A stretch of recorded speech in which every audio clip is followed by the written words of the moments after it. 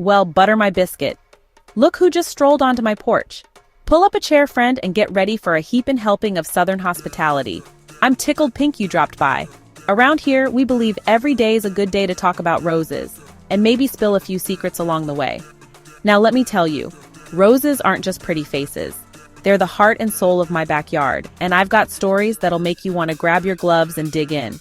My grandma's garden was a rainbow of blooms, fiery reds, blushing pinks, and yellows bright as a summer sunrise. She always said a rose bush is just a party waiting to happen. And you know what? She was right. There's nothing like a rose bush bursting with color to turn an ordinary day into something special. But here's the kicker. Growing roses isn't just for fancy folks or green-thumbed wizards. If you can make sweet tea, you can grow a rose. Promise. Today, I'm fixing to show you the easiest, most down-home way to turn a single rose cutting into a whole new bush. No fancy potions, just a little know-how and a lot of love.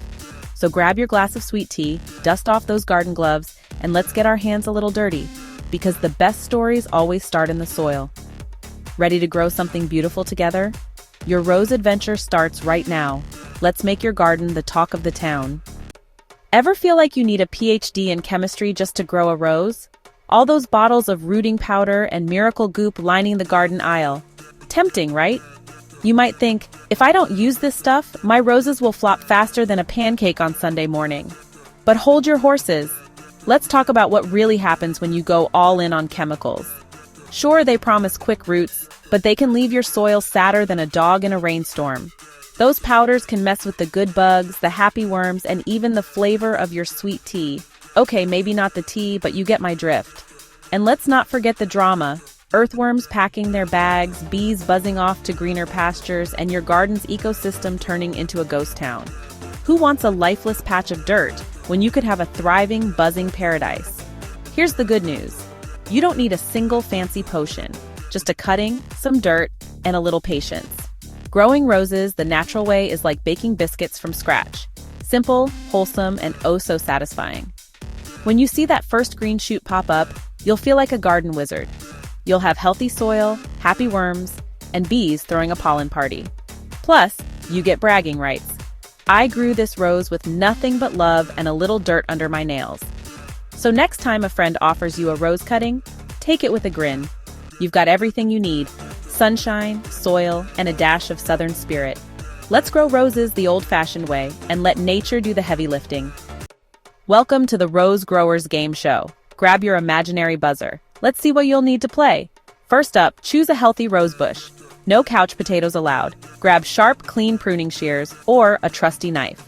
Bonus points if they sparkle. Sanitize those blades. We want roses, not germs. A quick swipe with rubbing alcohol does the trick. Next, pots or recycled cups with drainage holes. The more colorful, the better. Let's make those roses feel fancy. Don't forget a light, well-draining potting mix. Roses hate soggy feet. Think spa day, not swamp. Water. Because even roses get thirsty. Keep a cute watering can handy. And for the grand finale, a clear plastic bag or jar. Instant mini greenhouse. It's like a spa retreat for your cuttings. That's your winning lineup. Pruners, pots, soil, water, and a cover. Now dash around and gather your gear. Your roses are waiting for their big debut. All right, team. Grab your sun hat and let's march out to the rose bush like we're on a garden adventure. Aim for late spring or early summer. Roses are in their prime, and so are you. Now hunt for a semi-hardwood stem. Think firm handshake, not limp noodle. It should bend, not break. Snip a 6 to 8 inch piece, about the length of a dollar bill. Use sharp, clean shears, not your teeth. Cut just below a leaf node at a slight angle, like slicing a fancy cheese, not a block of wood. Strip the leaves from the bottom half. Think of it as giving your cutting a summer haircut. Leave 2 or 3 leaves at the top, just enough for photosynthesis, not a leafy hat. If those top leaves are huge, snip them in half, less leaf, less water loss. It's like trimming bangs for summer. Lightly scrape about 1 inch of bark from the bottom, just enough to show the green layer, not give it a full shave. This exposes the cambium layer. Think of it as opening the door for roots to move in. And just like that, your cutting is prepped and ready for its new home. High five. See? Easy as pie. No garden gnomes required. Y'all, it's planting day. Let's make it a garden party. Grab your gloves, crank up your favorite tune, and get ready to turn dirt into pure joy. First step, fill those pots with soil that's as fluffy as a southern biscuit. Moist, well-draining, and ready for action. Poke a hole right in the center. Think of it as making a cozy bed for your rose cutting. No fancy tools needed, just a finger or a stick. Slide your cutting in so it's snug, about halfway deep. Imagine tucking in a baby for a nap. Make sure 2 or 3 little nodes are under the soil. That's where the magic roots will pop out, like a surprise party underground. Gently press the soil so your cutting stands tall and proud. No wobbly guests at this party. Now for the greenhouse magic. Cover your pot with a clear plastic bag or jar. It's like a VIP tent for your baby rose. Trap in that humidity. Think spa day for your cutting. If needed, secure the bag with a rubber band, like tying a bow on a present. And just like that, your cutting is tucked in and ready to grow. Cue the sparkles, because the magic has officially begun. Give yourself a round of applause. You just kicked off a rose-growing celebration. Ready for the next fun step? Let's give your new plant a little extra boost.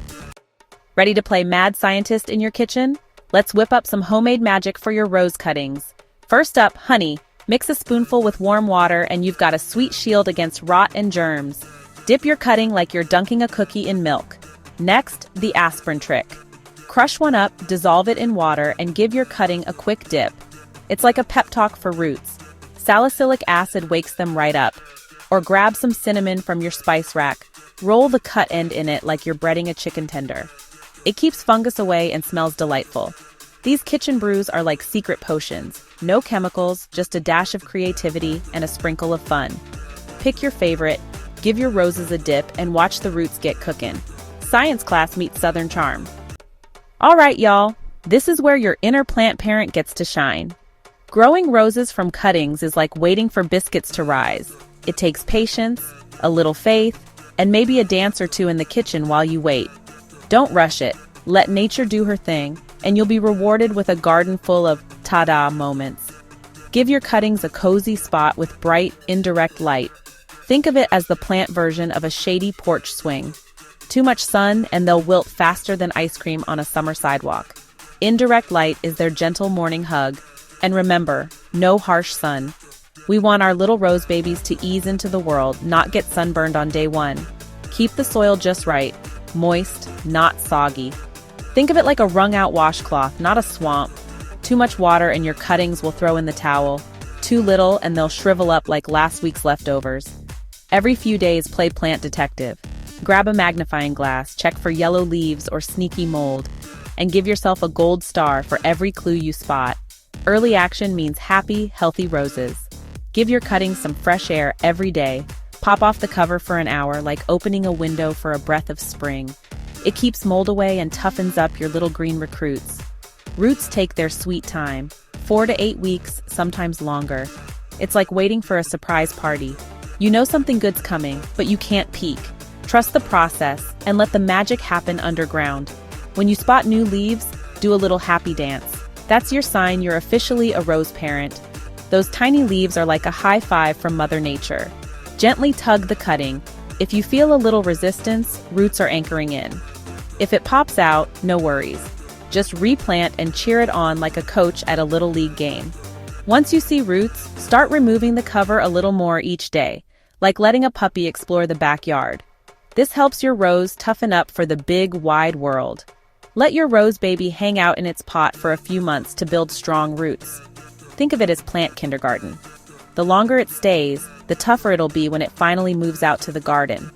Before you know it, your rose will be ready for the big leagues, out in the garden, showing off blooms like a proud pageant winner.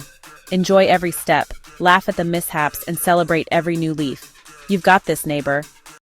Welcome to the Rose Bloopers Reel, where even the best gardeners have a whoopsie or two. Mistake number 1, letting your cuttings dry out. Oops, those poor stems look thirstier than a hound dog in July. Quick fix, pop a mini greenhouse over your cuttings and keep that soil just damp, not swampy. Mistake number 2, overwatering. Soggy soil is a no-go. Your roses don't want to swim, y'all. Tip, poke your finger in the soil. If it feels like a wrung-out sponge, you're golden. Mistake number 3, using stems that are too young or too old. It's like Goldilocks. You want them just right.